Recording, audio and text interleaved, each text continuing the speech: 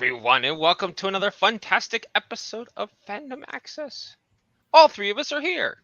Yay! However, Hello. Karen has not seen Doctor Who yet. Oh, you bad girl! I didn't I've know seen- you had seen Doctor Who. I've seen part of it. Sorry, a lot of stuff to catch up on when you take a no internet vacation for a week. No, that's okay.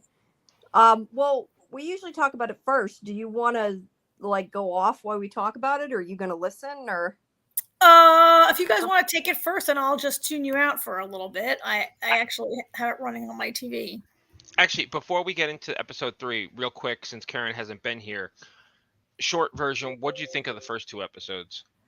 I didn't love either one of them. I think I liked the Space Babies a little better, maybe because talking babies are always funny and cute. And it was a sort of a very typical Doctor Who Monster of the Week kind of adventure. I didn't really love the Maestro that much, and I think I said to you guys one of the reasons was it's only episode 2, or they're calling it episode 3, but whatever. And we've just met this doctor, and the doctor's already met a villain. They can't that. The doctor's like, oh, I don't know how to beat this villain. I can't do it, and I thought that was very. We've kind of seen those huge episodes, but I just felt like I want to get to know my doctor more before I don't know. I don't know if I felt like that came kind of. I don't know. I didn't like that the Doctor who we've barely met was in this it's hopeless. I can't do anything. I don't know. The doctor. I want a little more of that doctor's confident. Get to know my doctor and get that. The doctor's usually so confident, and when the doctor can't, has one of these almost unbeatable villains. Later in the season. Yes, and they tend to be really big. They tend to fall in these really big landmarky kind of episodes, right? mm-hmm. I get the feeling that Maestro is just the first of many. Yeah, it might be. I think so too. The Maestro was only one of the toy makers' children. And then there's the one who waits is eventually coming, right? So I get that maybe it's going to be a season-long kind of an arc. But I don't know. I just didn't. I also really didn't like the animated musical notes on the string. How the Maestro was able to I was like, wait, is the Maestro really making a rope out of notes, or is this am I seeing a metaphor? I don't know. I just didn't really like that kind of a tractor beam made out of an animated staff of notes. I had not even thought about that. If out of everything in the episode, I did not think about that. Yeah, I almost rather really didn't bother me either. I'd almost rather see lightning shoot out of the Maestro's fingers than animated staff of musical notes. Yeah, that part didn't bother me, but something I said to Jamie last week, with the doctor being a little different. I think we're seeing what happens with a bi-generation, because we don't know if he's equally everything that the doctor has always been, or if he's taken he's got more of one part than another. Because when you split something, if it doesn't split evenly, then you get more of something on one side than the other, which I think might play into the doctor kind of having trouble, being having this attitude of, I can't beat him, I can't beat they yet, or let's run away from the big ugly monster in Space Babies. I never run, but why am I running? I think I feel like it's going to be more emphatic one way or the other at certain times. Yeah. I was just going to say, as I told AJ, I get that, and I can buy that for a while, but I just sometimes wonder, am I using that as an excuse by saying, oh, he's different now? I want to see some of the old Doctor, though, more so. Oh, yeah, absolutely. The Doctor always has a somewhat different personality with each regeneration, but the Doctor supposedly retains all the memories and knowledge of every previous Doctor, and there is sort of a through line of confidence, of nerdiness, of bad jokes, of that kind of thing, right? Yeah, and that is missing a bit. I had agreed with that. I don't feel like I see Tennant in him very much, other than he's kind of wacky. I don't necessarily feel like he's channeling him. Well, and that's fine. We didn't maybe see Tennant and Capaldi Did Capaldi come after Tennant? Yeah. No. Yes. No. No. No. No, he came after Matt Smith. Capaldi came after Smith, right? So I didn't see Smith in Capaldi necessarily. You're not really supposed to, right? But you do have this sort of like overall doctor. The doctor is the same person with the same code of honor and conduct and the same things that drive the doctor always, and the same, right? Mm-hmm. And the same guilt of like centuries of the Time War and all that, right? Doctor's so driven by guilt in a lot of ways. So yeah, maybe for me, I'd like to see a couple more Monster of the Week before the Maestro, and maybe I could have appreciated it more. Like Boom, you guys are gonna talk about it in a minute, but it's so much more of a like character study, right? Mm-hmm. Yeah, Boom is definitely the best one so far. I mean, we're only 3 in, but it's definitely the best. Yeah. I just didn't like the talking babies. As I told AJ, I actually think I disliked Space Babies more than most people seem to, which is surprising because I'm always giving, glowing reviews. But I don't know, it just kept making me think of the E-Trade babies with their mouths that don't match up, and it irritated the crap out of me. It wasn't that I didn't like the episode; I just didn't like the way they animated the babies. Yeah. But other than that. I mean, they were real babies. They actually worked with 20 babies on the set. Just their mouths were animated. Right. Yeah. I mean, I can appreciate. You're probably surprised that I mean, I know you hate babies in shows. I don't really like, always love babies in shows. This was pretty. I mean, at least they were 1 episode babies. They didn't hang around, right? And I think it's at the I feel like episode 1 with Space Babies, maybe less so the Maestro, and certainly Boom, they're sort of loaded with political commentary. Yeah. Right? Episode. You guys probably talked about it last week. About not much. AJ's like, no. Space. I mean. Okay, I mean, we don't have to get into what, but the way that the planet won't accept these babies, and some other stuff that was going on with that. And then in Boom, there's a lot of commentary about like war as a capitalist enterprise. Yes. Although apparently it must be, unless my brain is broken, it must be from the original series. I was reading on Facebook that the company, I guess, that made that it was from someplace else in the series. And unless I'm totally missing something, it must have been from the original series, and I don't know. But it's got some kind of connection, I guess, to earlier in the show. Oh. It must be from the classic series because I had no clue what they were talking about. Oh, so sorry, I zoned out for a second. What did you just say about the original? The company that made the bomb thing that he talked about. Apparently that race or whatever was the Pantheon. Yeah, it was somewhere in the series. It must have been from the classic series because it is. Okay, because I didn't know what they're talking about, so I need to go back and watch classics yet. All right. Well, we'll get into more details if you want to jump off. So Karen's going to tune out I'll tune out for a little while. Put a comment in the private chat when you want me back. Okay. I will do that. Sounds like a plan. I really liked this episode. I felt like it moved really fast though, because at first I kind of felt like where was the rest of the episode? Like it felt kind of like an intro, but I think it's just that it moved really fast. Yeah, it's kind of funny because they didn't go anywhere. Yeah, and I kept feeling like part of me was feeling like did anything happen? Like they didn't actually get from point A to point C. It felt like I said, like they only did the beginning of the episode, but that's okay because it definitely moved fast, and obviously there was a plot. They just didn't, like I said, didn't go anywhere. I don't know if you can call an episode where they're not indoors a bottle episode, but I mean it essentially was. They didn't even move off to like the 5 square feet or whatever. So it was seriously, they were 10 feet from the TARDIS the whole time. Yeah, so there was not a lot set wise. I mean, what they had was good, but it wasn't a lot of changing. But I found it like very tense, and I did like that this time he sort of just jumped into danger, like we talked about that. He just ran out and he's like takes and does it. But it was emotional too. Obviously with the girl and her father. The thing that I had a problem with in the episode that had to do with the script, and I don't know, maybe you didn't, but I kept feeling like, and granted they did explain it at the end, but it still seemed not to me make tons of sense, is that the girl at a certain point had to understand her father was dead.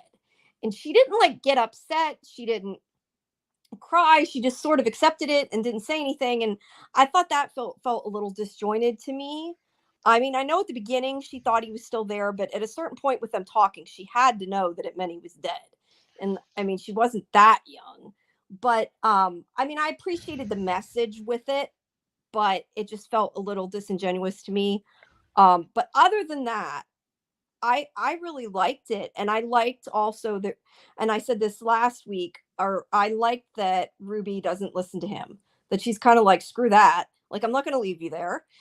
She, not that the other ones don't do that, but she doesn't know him very much. And me and Karen had talked about this, I know, a little bit before, but she still is going to do what she's going to do, and she's willing to risk her life even though maybe she doesn't know him as well.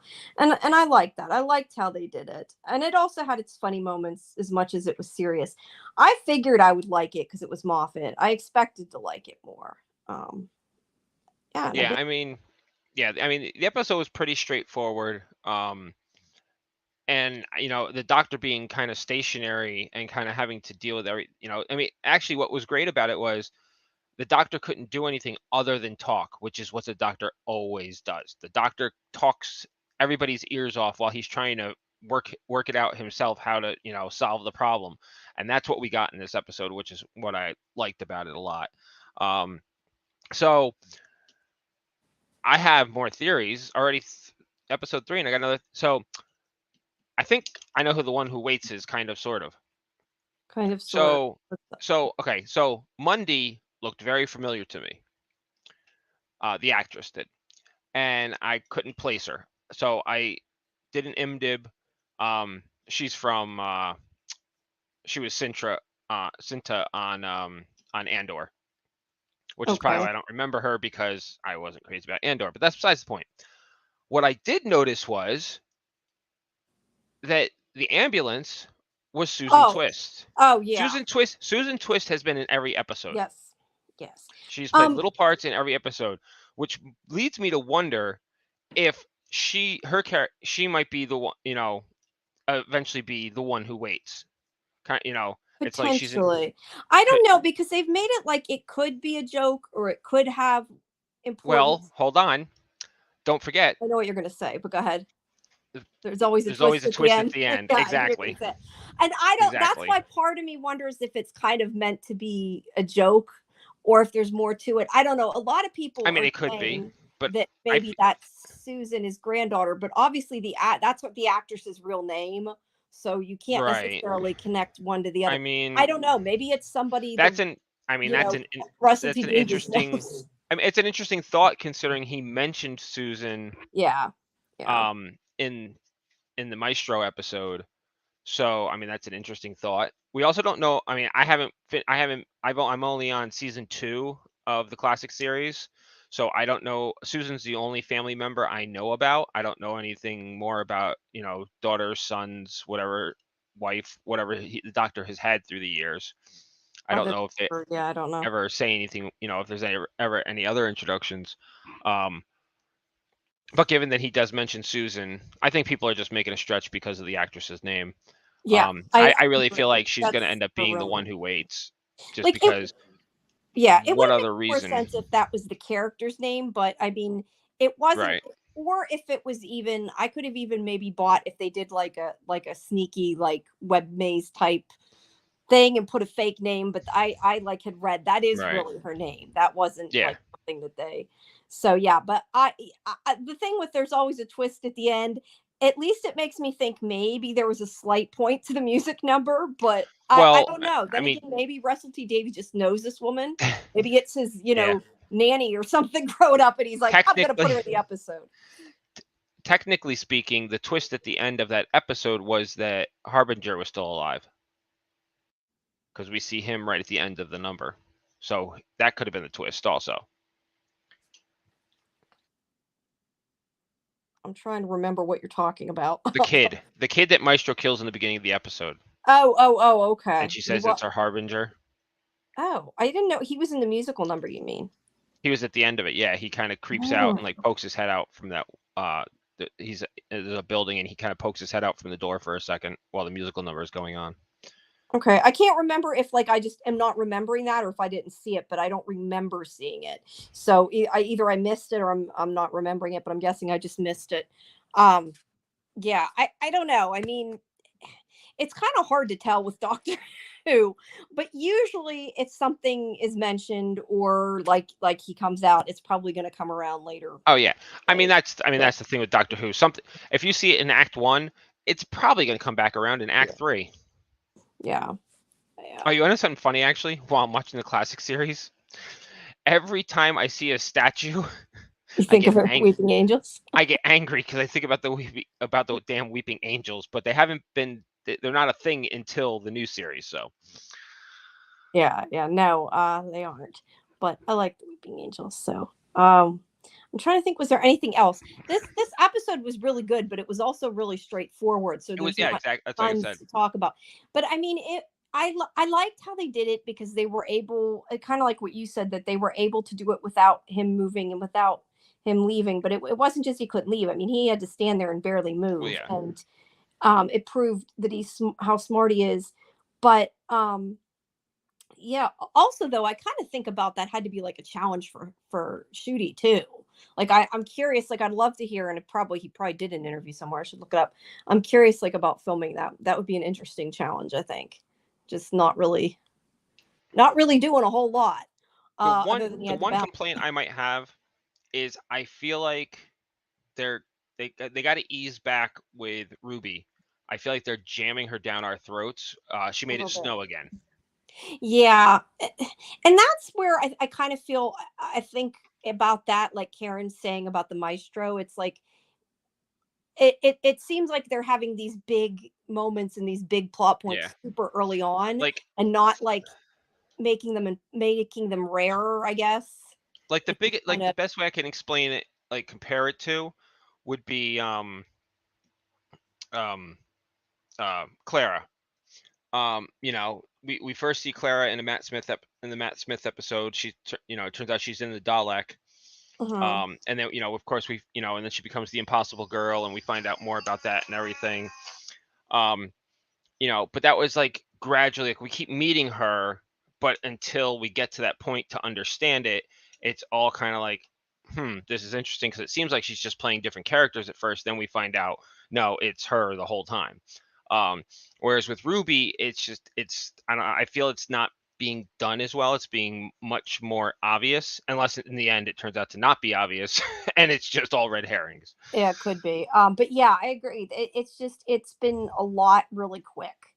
And I think I appreciate that in the sense that I don't want them dragging something out forever, but it just seems like they're trying to make a point too quickly. I don't know, something. I guess it's hard to tell without knowing if it has a meaning behind it.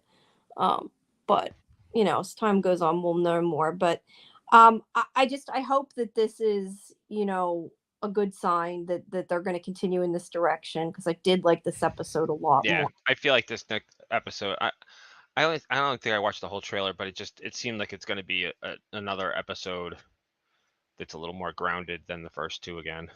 Yeah. I feel like the first two episodes were just like, welcome back to the crazy world of Doctor Who. Yeah. Now it's the good stuff. Yeah, crazy can be good too, but I think sometimes you need a little bit more plot.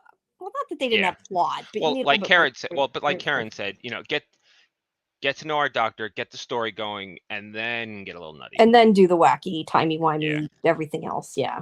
So I know though they're gonna have it sounded. Now I don't know if it's just because they had filmed it already, or there's another companion coming in soon. But I know there was like a whole thing in the different newses and stuff that there was like another companion coming, and so I don't know if it's maybe just her storyline isn't as long, because I was under the impression that she's not necessarily leaving. So I don't know.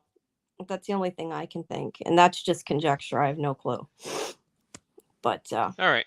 yeah. Okay. Well, I All think right. there's not a whole lot more to talk about because it wasn't really difficult to understand to have a lot of things. Yeah. So yeah. So quick Like you said, it was a discussion bottle tonight. episode.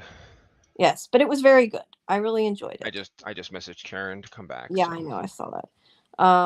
But yeah, Of I course mean, you it was did. pretty sad. It just there wasn't a lot of it. Yeah. You know. But yeah.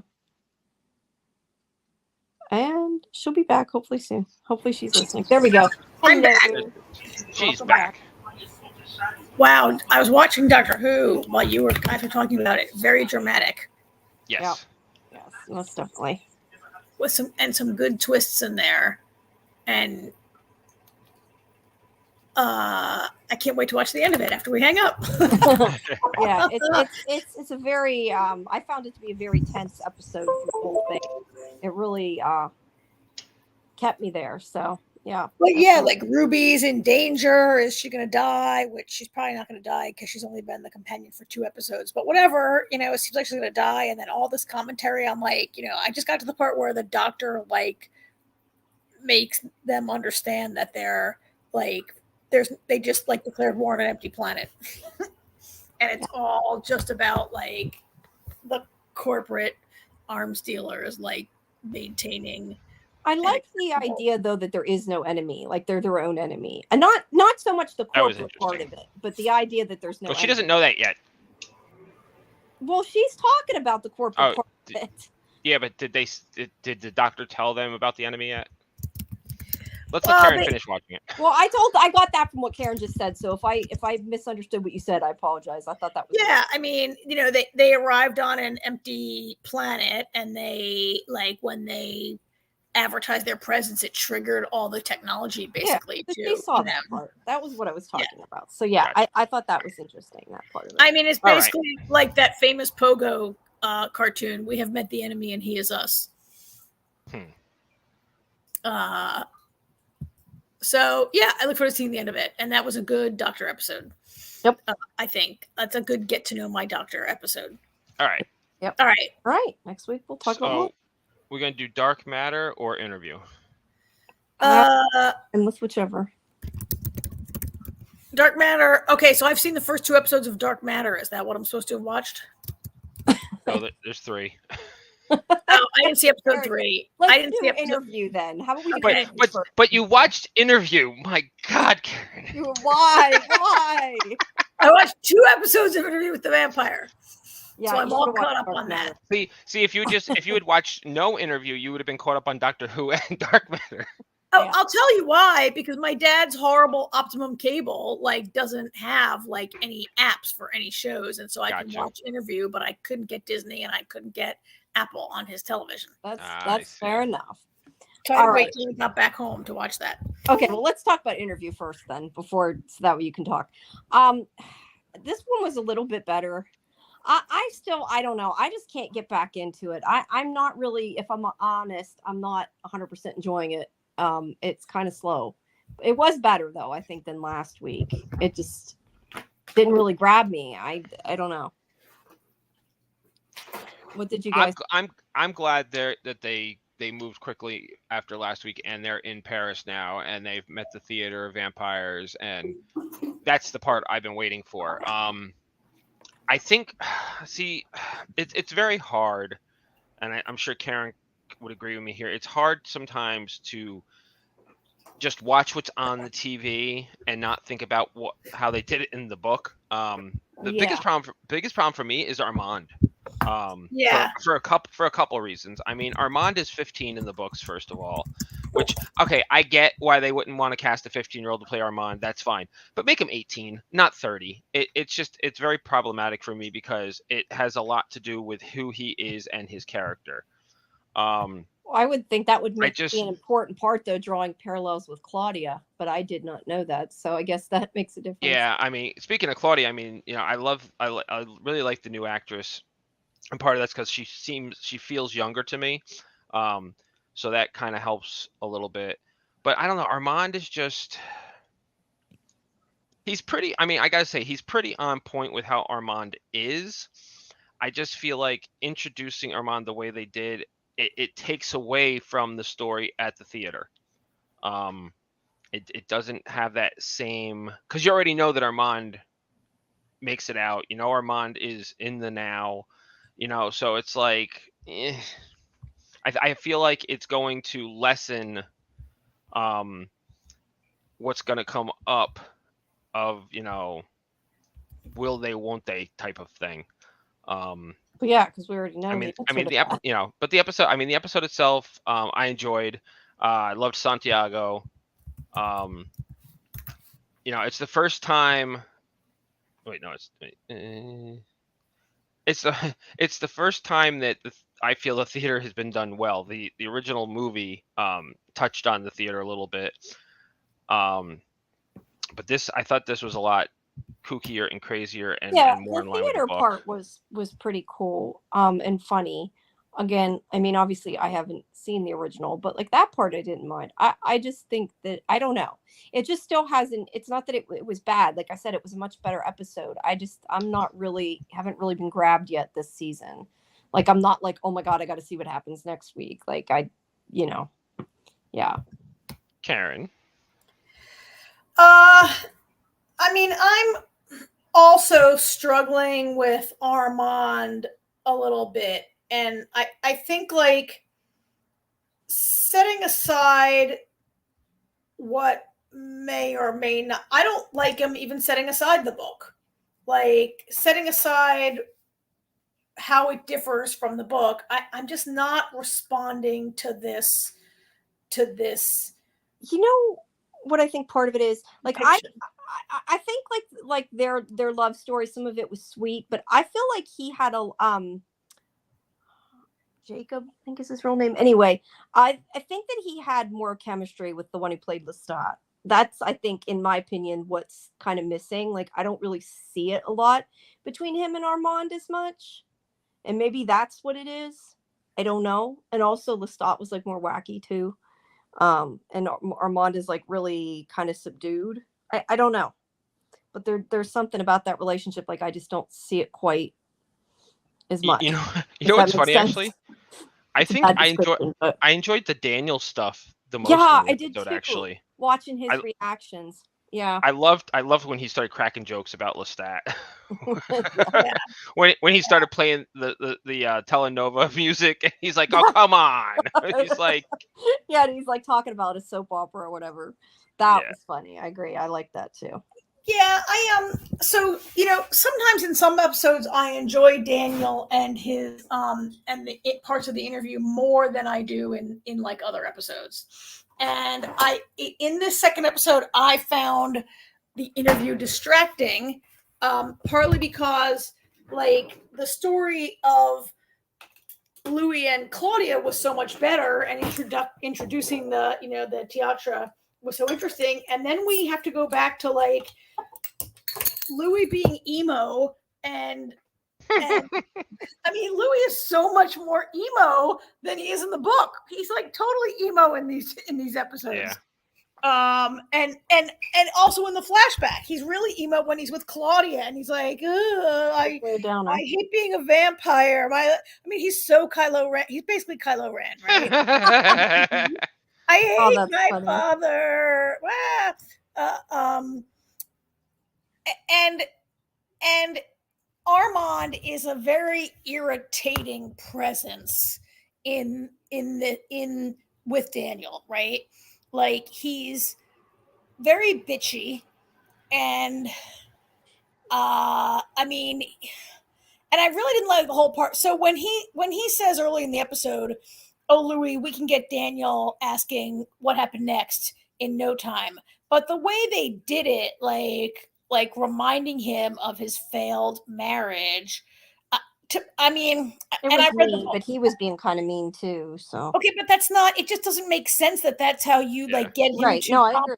It doesn't make sense that's how you get him to compromise his journalistic integrity or whatever, right? Yeah. Setting aside what's in the book, right? And I was like, so they did this by being mean to him? Are they glamoring him? Are they like? Yeah, I wanted to ask you guys what you thought about exactly what that's supposed to mean, because I wasn't sure if the stuff that Armand was saying to him, he was really supposed to be saying to him or saying in his head, or because it kind of kept flipping back and forth between what I thought they were saying to him, and then it like showed him sort of whispering, and I was confused, and I just like didn't try to figure it out.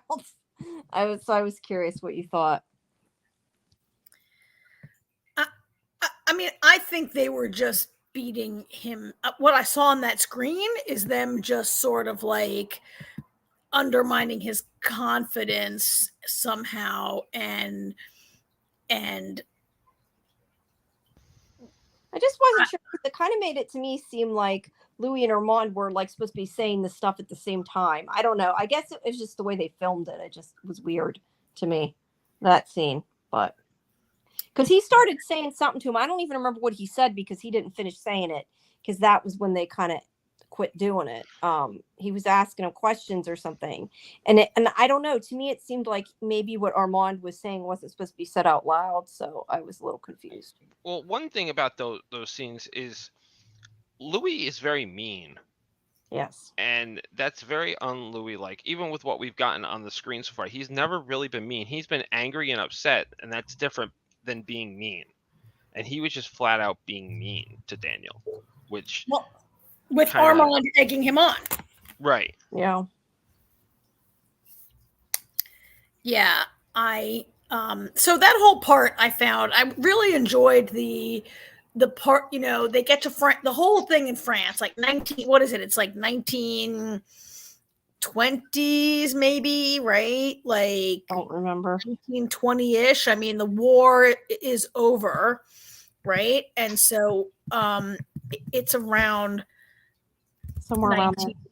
Yeah, it's around. You know how good my history is, Karen, so I can't answer that. World War I ended in 1918, so they're like around 1919 or whatever, right? 1920. I love those scenes in Paris. I think they did I mean, I didn't live in Paris in 1920, but I think they did a really good job of recreating it. Yeah, of evoking 1920s.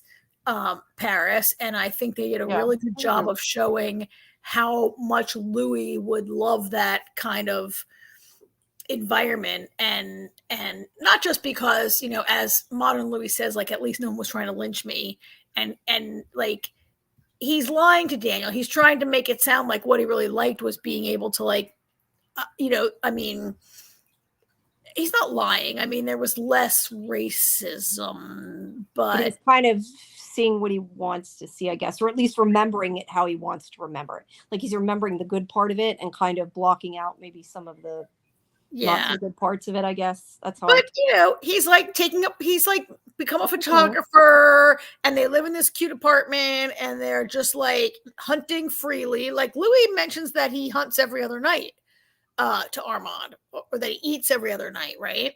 And he only eats like rats and pigeons, like, in between. He's like a little more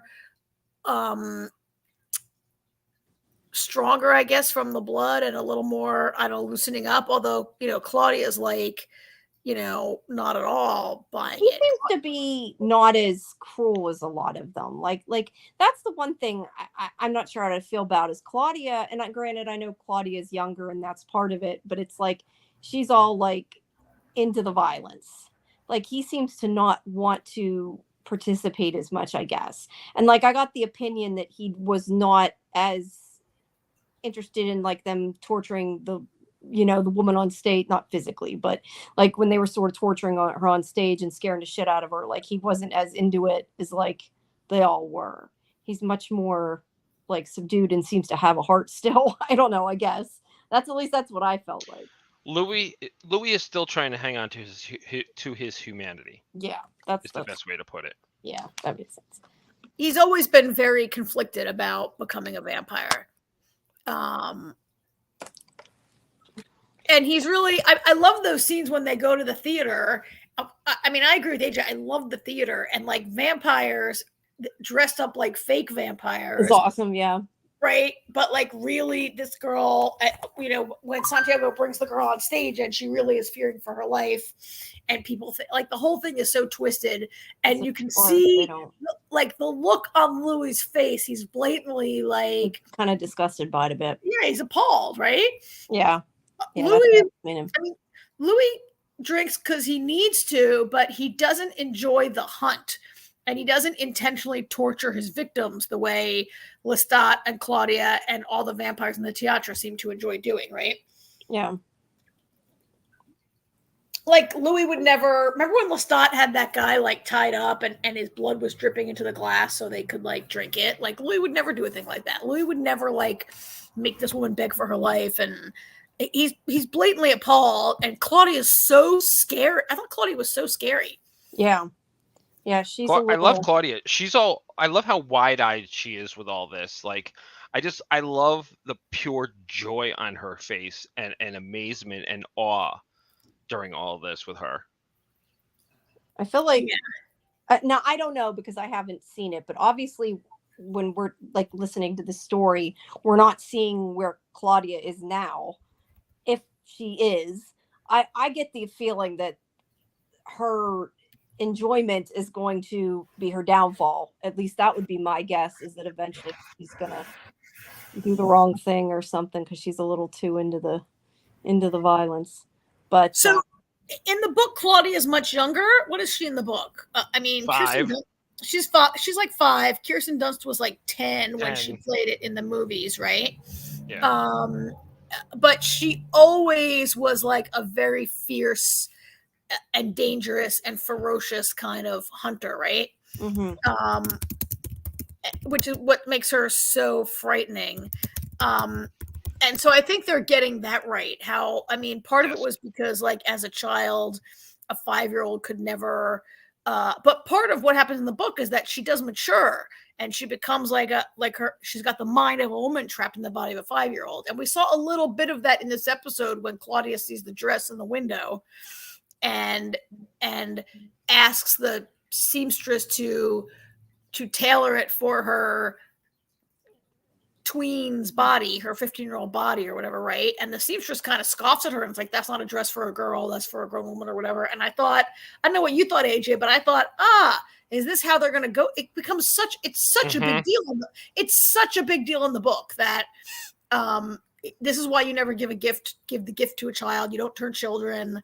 And Claudia in the book becomes very like, I'm a woman and I will always be looked at as a child, and I have to masquerade as a child my entire life, right? Yeah, I think you can't quite get a lot of that scope no matter what they're going to do in a TV show, movie, because they can't make them that young and do the part. I mean, they could, I guess, but it'd be really hard to do it in a tasteful way. You know what I mean?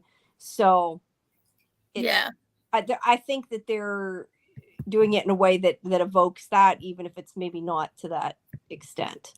If that makes sense, what I'm saying.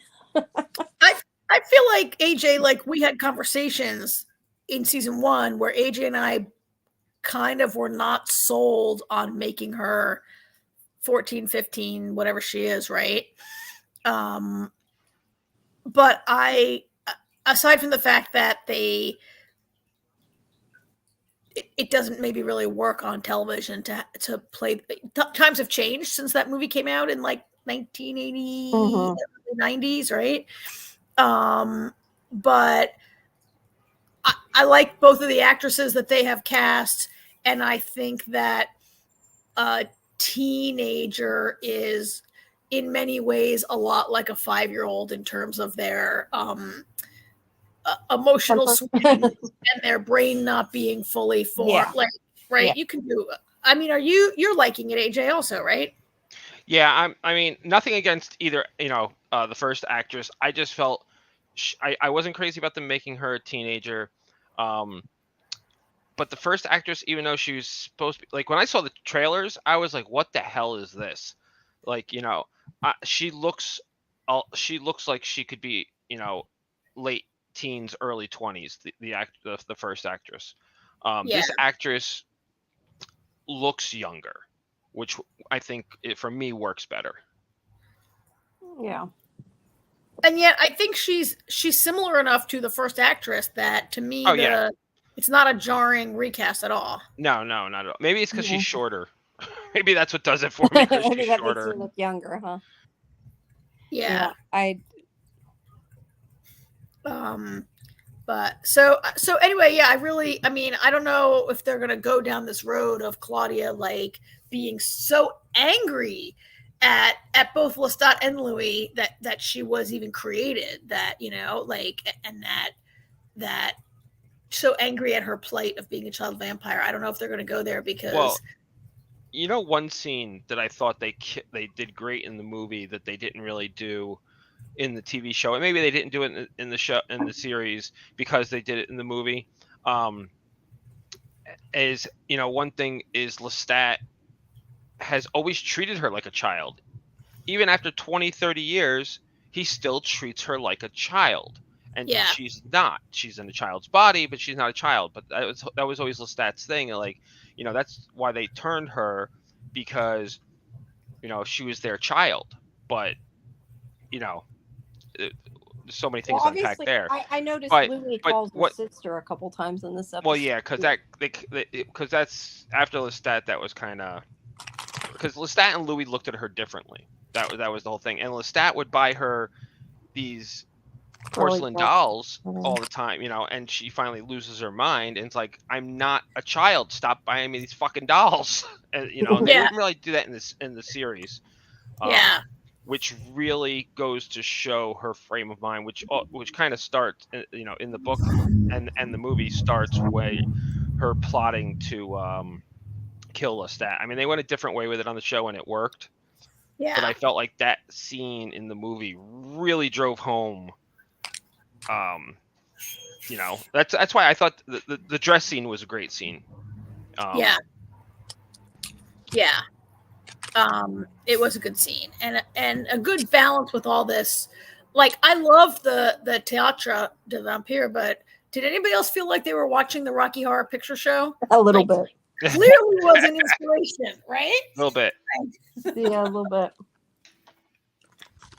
I mean, Santiago had a bit of a Dr. Frankenfurter thing going on, and the people in the audience were like, I'm like, oh, that's me when I was 17 and I went to the midnight showing of the Rocky Horror, right? Yeah, right.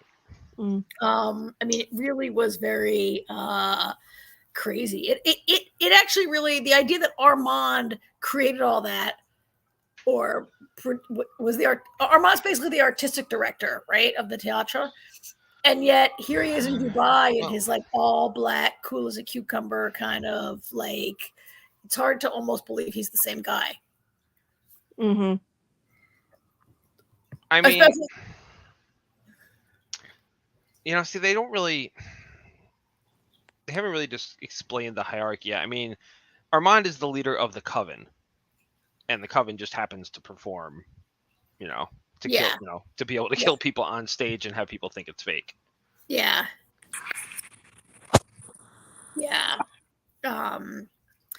But I mean, also that part at the end where Armand leads his merry band of pirates to go attack the rich people, like, and eat them all, right? In this crazy like scene. Oh, that was a fun scene too. It was pretty fun. I loved how like he and Armand are having this flirty, like, deep banter, connection, and meanwhile you see silhouettes in the window of like vampires killing. Well, did either of you watch the inside the episode at the end? No, I didn't. I usually don't watch it, but I was doing something else towards the end of the episode, so it played through. I watched it with the band, and I didn't see that, unless I shut it off too quick. Maybe I shut it off too quick. They interviewed, they're interviewing the cast and everything, and they were talking to, the one that plays Louis. I can't think of his name right now. And he was talking about that scene, and he said it was so hard for him. He said Assad, is a professional, never broke once, but he could not stop laughing at all the stuff going on around him. He was so distracted with everything. Yeah? He said all the takes they had him do were because he couldn't stay in character. He kept cracking up. Because it was such a fun thing to film. Yeah. Yeah, I think it would be funny. Yeah. I must have turned it off too quick because I didn't the first time either. Come to think of it, probably because when it went to credits, I turned it off and didn't think anything of it. You know, it's funny. Every time I sit down to watch it, I'm like, ooh, it's such a long episode. I forget the last 10 minutes is the inside the episode. So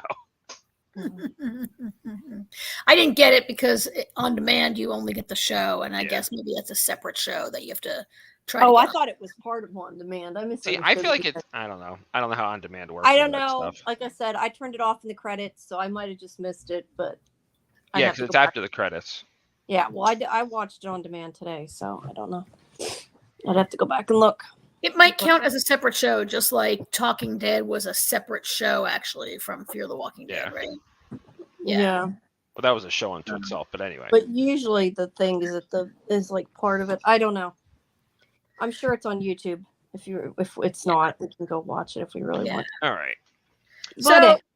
So short version, I liked it all, but I don't like Armand, and I don't know if it's the way they're directing him to be. He's so flat, right? And yet I know so much of Armand's history and past and future from reading so many books, right? He's a character. I mean, I won't say whether he lives or dies, but I will say that we do learn more about him throughout the books about his history. Well, let's maybe it's they don't know how to they just don't know how to cast Armand, because in the movie they cast Antonio Banderas, which God, I hated that casting. and Antonio Banderas wasn't even a big name yet. Like, he wasn't a household name at the time. And I absolutely hated Armand in the movie. Well, I think they cast Antonio Banderas for his beauty. Whether it was the same beauty that Armand had, because again, Armand's a teenager. He's Armand, in the book, he's described as angelic. Yeah, yes, he is. He's described as angelic. Yeah. And he's supposed to be very, very beautiful with like the face of an angel, right? Yep. And he's Ukrainian in the book, which would probably like, I don't really care. I guess I don't really care if an actor who is cast necessarily looks like the character in the book, although they nailed Lestat so spot on, right? With that casting. But yeah, I'm not responding great to Armand, but maybe it's because of where the story is going and how they're directing him. He's kind of flat.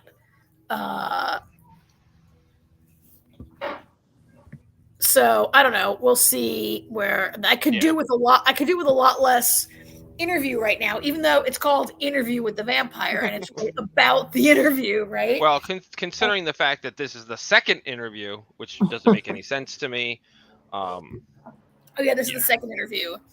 And like where it goes with Daniel. Yeah, that's going to be interesting to see how that plays out, considering this is very different. Well, considering where it it's going to go in a very different place. Just thinking about some of the things that happen in the book, this can't go there. No, it can't. Like I've been saying, I wonder if it's just going to be the show is going to just completely be called Interview with the Vampire, and every book is going to be an interview with Daniel. Yeah. But we'll see. Yeah. So, all right. Let's probably move on to Dark Matter. So I saw the first two episodes. I don't mind being around while you discuss the third episode, unless there's like massive spoilers that I'm going to be so pissed that I learn. Unless there's a massive twist in this episode. I liked the twist in the second episode. I was going to say, why don't you talk about the first two episodes? So to not go on too long, when I was watching the first episode, I was like, I kind of like this, but it felt like a very straightforward kind of a alternate. Like, oh, it's so obvious that this guy came from the alternate dimension, and the alternate timeline, whatever we want to call it, right? The mirror universe. I don't know what we're calling it. Not really a mirror, but it's obviously it was like so obvious to me that the guy in the mask is, what's his name? Jason? Is that the main character's name? Yeah. And he's, but I don't think Jason. they hid that. I mean, that was kind of, Well, they put him in a mask. They did, they did at the very beginning, but I think that was kind of obvious. Yeah, I agree with that. I mean, I think it's obvious if you are like us and you've watched every single alternate universe show that was ever made, right? But I think for a lot of people, stumbling onto an Apple TV might not have really caught on to it so quickly. And it seemed like any show that begins, like literally the first scene is someone discussing Schrodinger's cat. I was like, oh, is this going to be like really basic? Is this right? Like, oh, Schrodinger's cat, we get it. But I liked how they went so quickly to Jason being like the roles reversed, right? And being sent to the other universe. And that basically alt Jason, I mean, I'm going to call the high school teacher guy is our prime Jason, right? Yeah. And Alt steals his life because, I mean, it seems obvious to me in these 2 episodes that he's very jealous. Like, he regrets the decisions he made that took him away from Jennifer Connelly, and he's trying to steal Jason's life, and he's going to have to. So I kind of like that they moved that so quickly along, and we didn't have to watch like the whole part where Alt Jason stalked him for a long time and made this plan is behind us, and we don't really need to. I thought that might be the show I was going to watch, and then boom, they move it so fast. And then I liked that in the second episode, like, he doesn't go right to Jennifer Connelly and come and clean with, like, he goes to Alt Connelly. Like, prime Jason goes to Alt Jennifer Connelly, the artist, right? Where they're not together. And he basically, like, tells her the whole shebang. And she's basically convinced, right? By the end of the second episode. I mean, she's kind of alternating between you're crazy or, right? Not that it matters now. She's listening. Yeah, is the point. She's not like, you're crazy completely. So I was kind of like, oh, they're moving this right along. Like, where actually is it going? Because all the things that I thought would have happened in a season 1 already happened in the first 2 episodes. So I think the pacing was really good for those first 2 episodes. And they did a good job of kind of introducing the personalities and the people, except for Alice Braga. Only had like 2 scenes as his. I was girlfriend. Like, wait, yeah, she seems to be his partner at work and his girlfriend who lives with him, right? Of Alt Jason, yeah. You find out more about her in the 3rd episode. Yes. Oh, well, you can tell me more.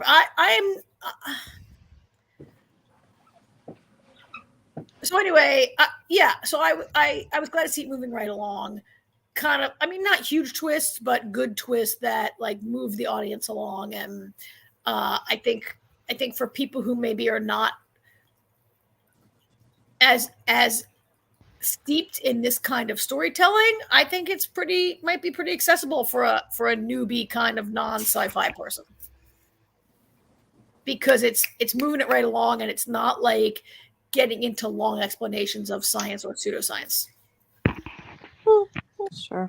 My biggest problem with the show so far, I don't like Jennifer Connelly's short hair in the Prime universe. Hey, if that's your biggest problem, that's not bad. Yeah. That's your biggest problem.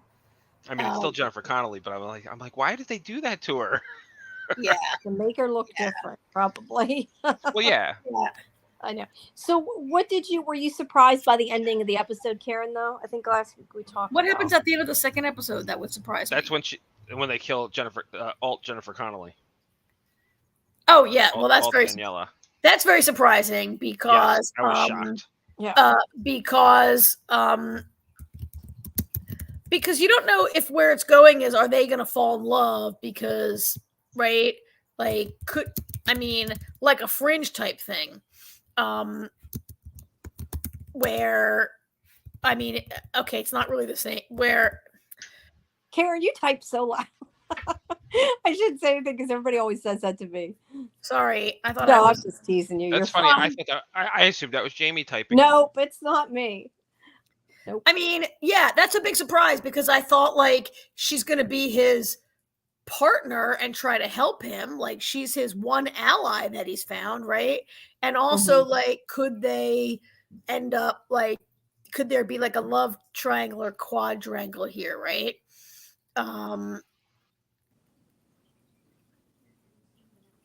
But unfortunately, just when it looks like things might be getting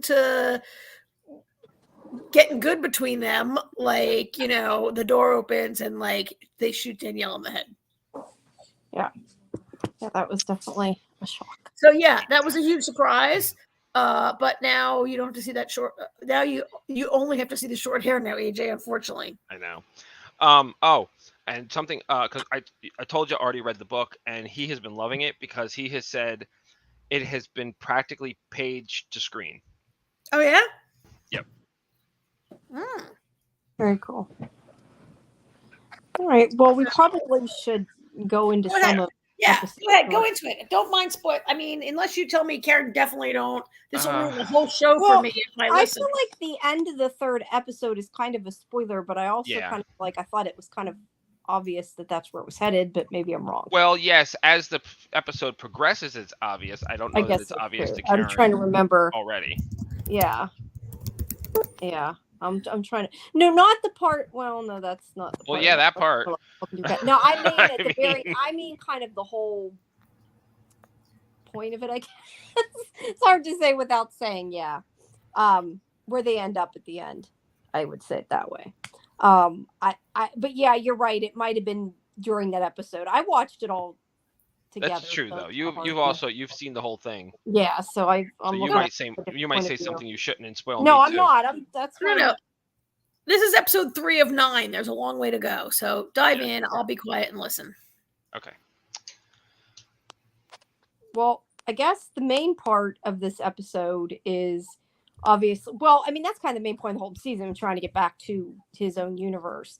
But I mean, the overall gist is kind of that he discovers what his alternate version was working on, which was something he had been working on and kind of never finished because he got married. And it's what enables everything. There, I sort of said that without saying that. How was that? Well, the way, I mean, I like the way the episode starts with him. He's kind of playing dumb. He's pretending to be their Jason, and he's like, help me remember who I am. Help me remember this. Help me remember that. I like that. And it looks like he's doing a pretty good job of trying to figure things out and everything. And then you find out that they've known the whole time that he's not the real Jason, because Ryan opened his big mouth and told them what he told them, him and Daniela, about his real universe. So. Yeah, but they were going to kill him, right? If I remember rightly. So. Well, no, they just called. No, it started out with them. He said they reached out to him, and after the way Ryan left things with him when he left Daniela's apartment, he was like, "Yeah, he's over at Daniela's." And then all of a sudden he's like, "Oh my God, did I get her killed?" Like, all of a sudden Ryan realizes, I fucked up. Yeah. But how would he know? It's like it's not like he did it maliciously. Yeah. But I mean, kind of the whole thing is the box. That's the whole. Well, yeah.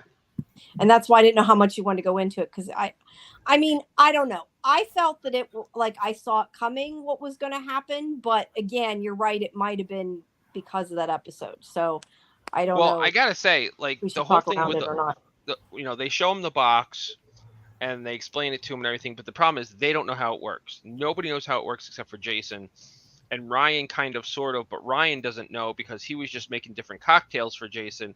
He doesn't know what it did, right? Yeah, he doesn't know which one was actually successful for Jason.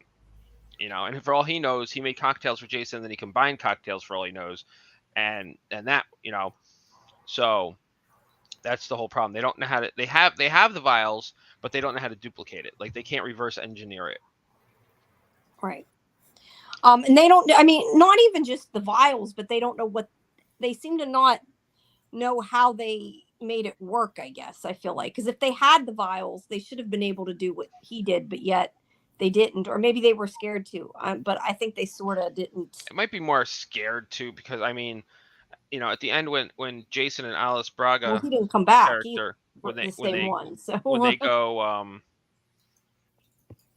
when they go into the box at the end of the episode, I mean she does say, she's like, we're gonna inject ourselves and hope we're not here when they get in. yeah, So, that's fair. That's fair. But yeah, I guess my point is, if they had that many vials, you would think they would have tried. But then again, I mean, that's the point of the experiment, and that's why they sent people. well, that's the thing. Nobody's come back. Yeah, I was going to say, I think, didn't they say there was somebody that came back, but there was some, I can't remember. No, Jason's the only one that's come back. Jason's the only one that's come back because in order to come back. It's not the same Jason either. They know that. No. So they don't think he came back. I was thinking somebody was nuts or something. But to come back, you need another box to come back. Jason built that box to send Prime Jason back. And because he's the only person who knows how to build a box, right? Right. Like, nobody else came back because they couldn't build a box. Yeah, exactly, because they don't know how to build the box. Well, so this okay. thing. What I'm thinking then that I was going to say, maybe because you haven't seen more, so I won't say anything else. But yeah. Well, if you're talking about the end of episode 3, I'm not. No. I'm not talking about. I'm talking about the way the box. What I'm thinking with the box might just be because I know more. So I'll just shut up. Shut up. I'll just shut up. So the way you're talking about the box, I haven't seen episode. I mean, I saw the box in episode 2, right? Yeah. But the box, all this box, this is sort of I don't want to call it a trope, but it's a thing we've seen in other shows, like where you need to inject yourself before you can time travel or do whatever kind of travel, right? Well, they actually go into a scientific explanation of why time travel is not actually possible. Basically, what this injection does, it turns something off in your brain. Because if you're awake, you can't. So that your body can compensate for the travel. Like, the reason time travel isn't, like, they go into this whole, like, when you watch the episode, you'll get more out of it than what I'm going to say right now. But in layman's terms, there's something in your brain that prevents time travel, and Jason figured out how to turn that off to make it possible. No, you're saying time travel. It's not really time travel. Okay, I'm sorry. Bad choice of words. Not time travel. Alternate reality travel. Yeah. Yeah, basically you have to be asleep, and that was what the cocktail was about, turning that part of their brain off. Yeah, and that's why it's able to work or not work. But I guess the point is, I think it's not really a spoiler for. I mean, Karen didn't see it, but I don't think there's anything that she'd be surprised to say that they figure out whether it works or not. I mean, I think that's kind of a given, which was sort of what I was saying without going into detail. So yeah. Oops. That's the wrong thing. But I was just saying that this is a thing that we've seen before, where in Timeless they only had 2 time machines, and if you didn't have, nobody knew how to make one, and if you couldn't make one, when one was destroyed, that was it. You could make a new one. Or in Fringe, the machine, nobody really knew how it works, but only Joshua Jackson can power it, and nobody can build another one, and nobody can figure it out. And in 12 Monkeys, you need an injection to travel, right? Yeah, they had to have the injection to survive it. You did need an injection. It's I'm not saying that I haven't seen it. I don't really want to call it a trope, because I'm not sure that it is used enough to be something that's called a trope, and maybe it's coming from science. And maybe it's coming from science, and that's why we've seen it before. But we've seen it before. Yeah. Yes. It's a storytelling. Yes. It's a storytelling technique that we've seen before. Yes. Doesn't make it bad. I'm not saying it's not well done. I haven't seen it. But it's a thing. Yeah. I mean, I think it's well done. I like the way they did it. I like this episode, and I think that without spoiling, I think that this episode kind of launches it into the rest of the season, of where it gives you a better idea kind of what's going on and where it's going to be moving. I guess we'll say it that way. I should hope so, because there's 6 more episodes. So it should be, and we like Blake Crouch stories, and we like what Apple does with sci-fi, right? So Yes. I feel pretty good going into more of it. But I'll get all caught up for Watch 2 and get caught up for next week. Sounds good. And I put up the next interview for it, which is with Elise and Joel, but it does have spoilers for that part of the episode. So if you want to watch Elise, watch the interview, Elise. Yes, her name is not pronounced Alice. It's Elise. Or yeah, it's Elise Braga. It is. Yeah. It's Elise spelled Braga. Alice. No, I know it's spelled Alice, but it's not, because we were told that before we went in. Is it? Is there like? Yeah. Should there? Is there like a? No, there's not an accent mark. But there's no accent marks. No. Okay.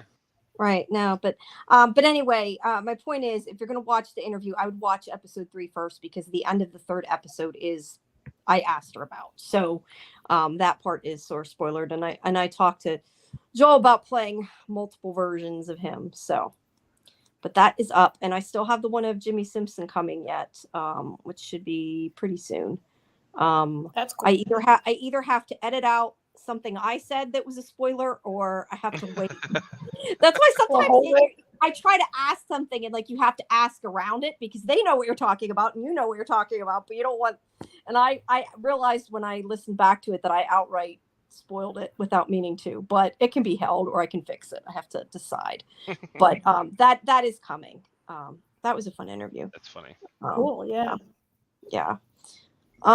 So yeah, the rest of those will be up, and there's still more of Reginald and Outer Range too.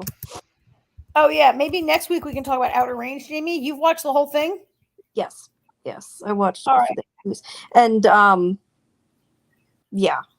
Oh, what was I gonna say? I lost my track. I'm like, I'm looking at the page for Dark Matter, and I'm like, wait, what? Confusing myself with what I was going to say. What I was going to say is my Josh Brolin interview. I did put that one up, which was a fun one for Outer Range.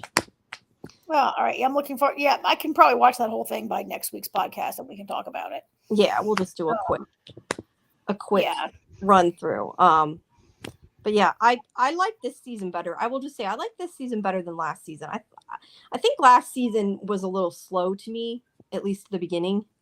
This season, I felt like it moved faster. I hope all that character development is going to pay off in the second season. A friend of mine said to me, "Oh, do you like Outer Range? Should I watch it?" They're like, "What's Outer Range?" It looks like I said, "Well, it's kind of like a sci-fi western." Yeah, but not like Firefly sci-fi western though. Well, my friend, because it's nothing like Firefly.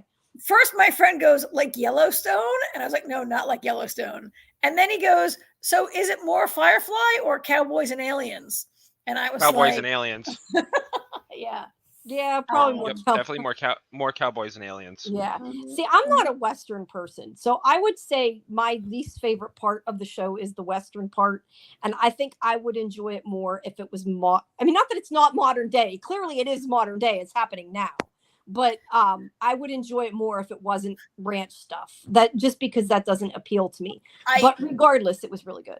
I appreciate that. That's Alyssa's problem too. She hates Westerns.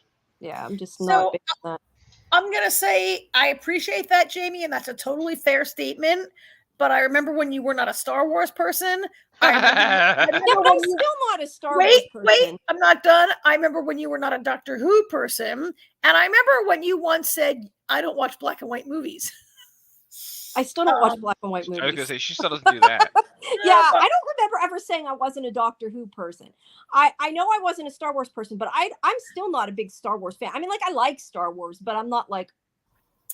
I remember when you first got into Doctor Who, and then you went all in hard.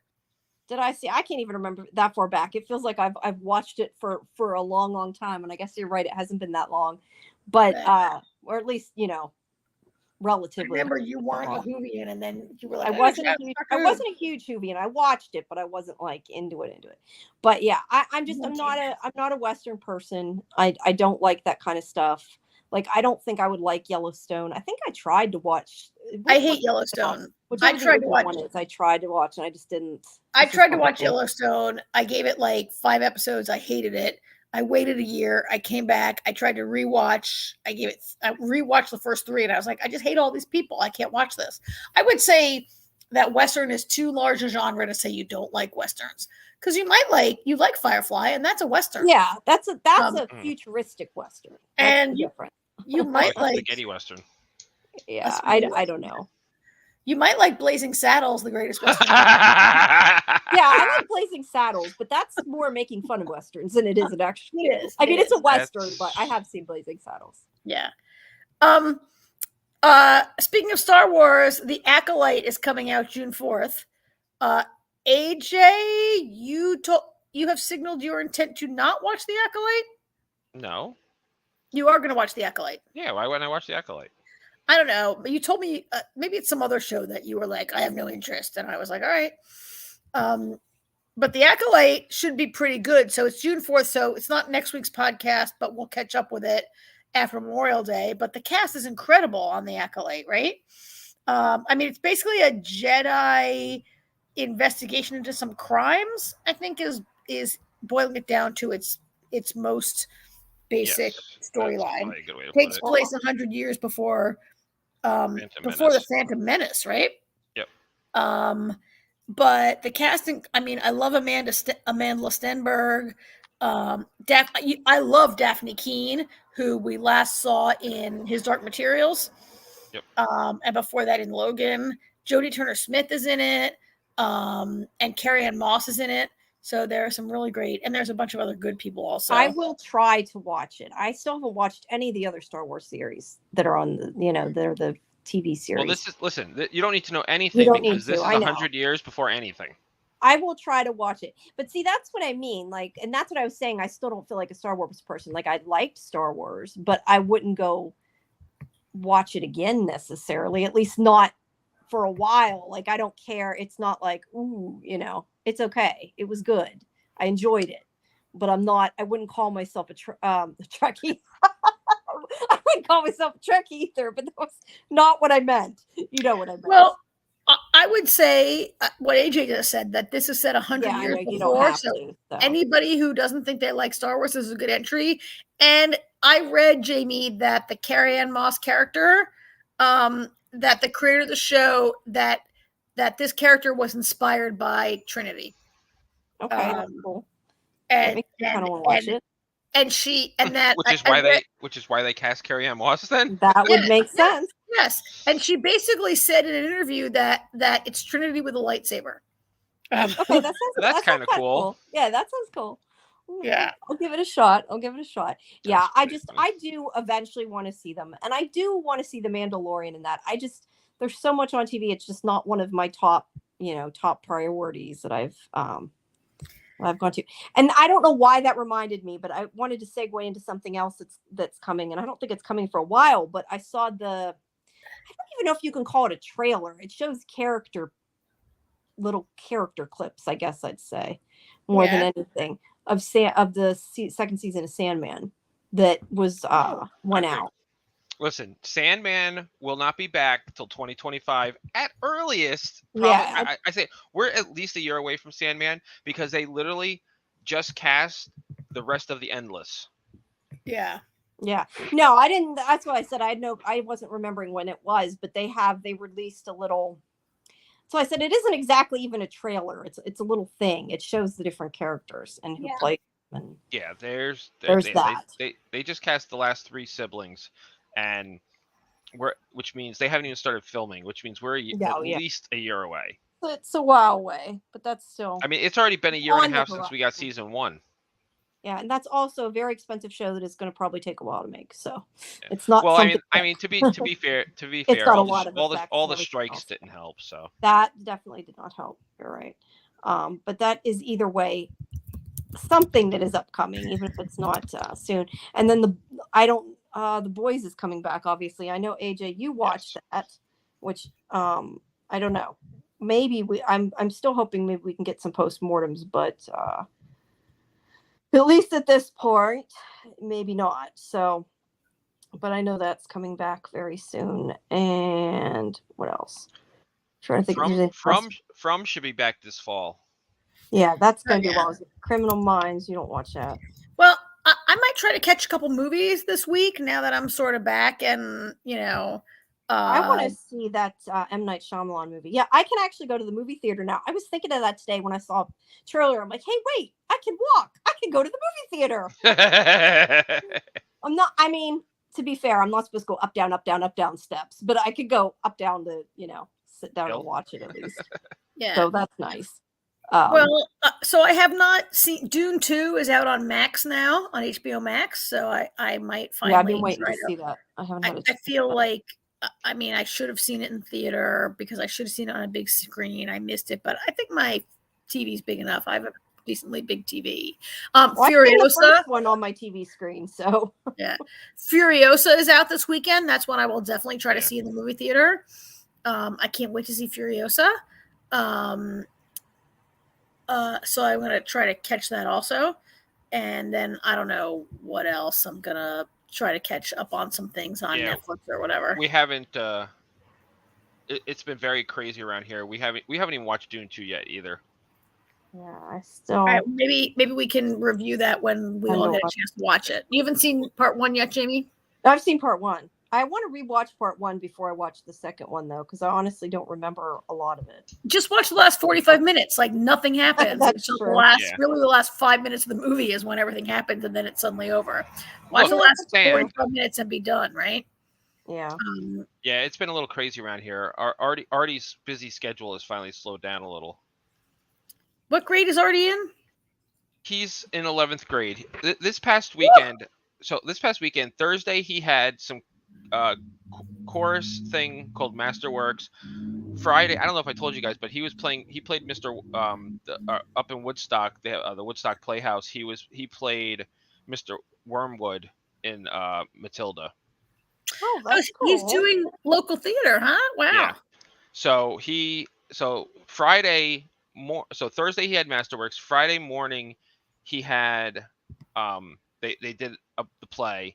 Friday night was prom. Saturday night he did the play, and then Sunday afternoon was the last showing of the play. So it was a crazy weekend. Yes, when you're raising an arts kid, you have no life. Yeah. Yeah. So. Yeah. All right. So tell Artie to prioritize television because you know how much. I have. It's a miracle that we were able to do Discovery and Dark Matter this week. Yeah. Oh, well, you guys didn't do Discovery yet. You're going to. No. But before you do that, you forgot that. Before you do that, I was going to say there is one thing I watched this week. Not that it's anything for the show because I've watched it before. But you know what I started watching again, Karen? Now that it's on BritBox. Not that I didn't have the DVDs and could have watched it all along because I have. I started watching Sherlock again. I think this is like my fifth maybe time through. Oh, wow. I've never watched it. Really? Oh, I thought you did. I don't know why I thought you did. Go watch it. Like it is such a good show. You thought I did because I told you I was watching Sherlock when I was actually watching Elementary. Oh, you dumbass. No, I remember. Yeah, you did say that you're watching Elementary. But no, Sherlock is just such a good dramatic. It's got commentary. It's just really good. I like it. I mean, that was where I first started watching Benedict Cumberbatch, but they're both so good in it, him and Martin Freeman. It's a really good show, but each one's like a little mini movie, so it's just there's not enough of them. That's the problem. There's not enough of them, but that's on BritBox. So all right, we've all right. Yeah, we you guys do Discovery to watch. This is the penultimate. No, this was episode. No, there's 2 more of 9. Yeah, 7 of 9. This was episode 7 of 9. Woo! Wait, which one are you talking about being episode 7? Because I'm pretty sure I just watched 8. Oh, maybe I watched 8. What did I watch? Well, I don't know, but look up which one aired if you watch it to screener. We talk about it. What? You had 2 to watch. I watched 2, but I watched the screeners, so they're always all out there. Yeah, right? that's what I'm saying. Just make sure you're talking about the right one. This was episode 8. The Labyrinth was episode 8. The big when they go to the big library. Yes. Okay, that's what I watched. Yeah, Okay, well, I'm gonna jump off then, guys, because I have no clue. All right, bye, All right. Jamie. So we got a lot. I will- Go, turn on the TV. We got a lot to talk about next week. Start watching now. Okay. Good night, Jamie. All right. Good Bye, night. Jamie. Good night. Bye bye.